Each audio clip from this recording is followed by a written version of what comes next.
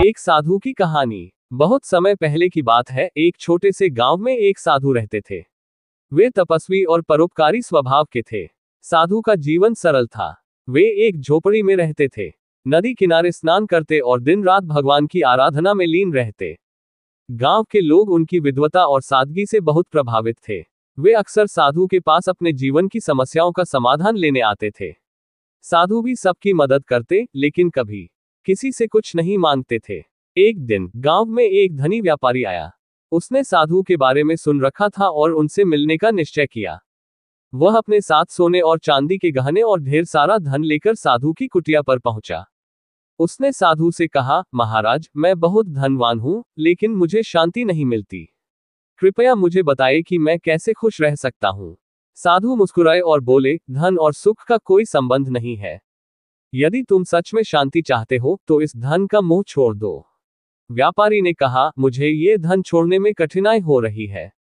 आप कृपया मुझे इसे छोड़ने का तरीका बताइए। साधु ने व्यापारी को एक कथा सुनाई। उन्होंने कहा, एक बार एक राजा ने एक सुंदर हार बनवाया। वह हार उसके लिए बहुत मूल्यवान था।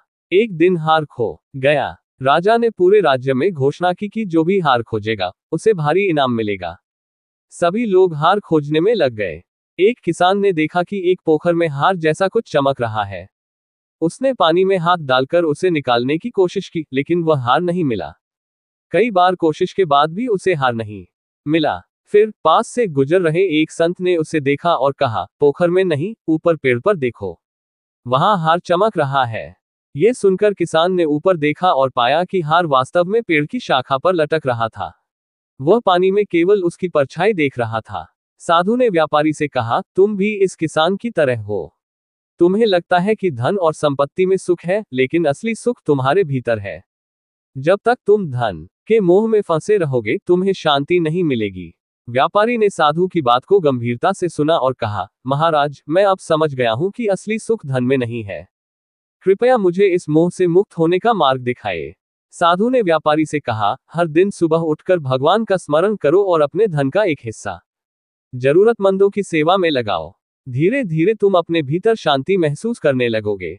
व्यापारी ने साधु की बात मानी और उनके बताए मार्ग पर चलने लगा। उसने अपने धन का एक बड़ा हिस्सा दान कर दिया और जरूरतमंदों की मदद करने लगा। कुछ समय बाद वह अपने जीवन में अद्भुत शांति और संतोष अनुभव करने लगा। इस घटना के बाद साधु का नाम और अधिक प्रसिद्ध हो गया। गांव के लोग और भी श्रद्धा से उनके पास आने लगे। साधु ने अपने जीवन में कभी किसी से कुछ नहीं मांगा, लेकिन सबको सिखाया कि असली सुख अपने भीतर है और उसे पाने के लिए त्याग और सेवा का मार्ग अपनाना चाहिए। ये कहानी हमें सिखाती है कि असली सुख और शांति धन में नहीं, बल्कि सेवा, त्याग और ईश्वर की भक्ति में है। मोह छोड़कर जब हम अपने भीतर झांकते हैं, तभी हमें असली शांति का अनुभव होता है।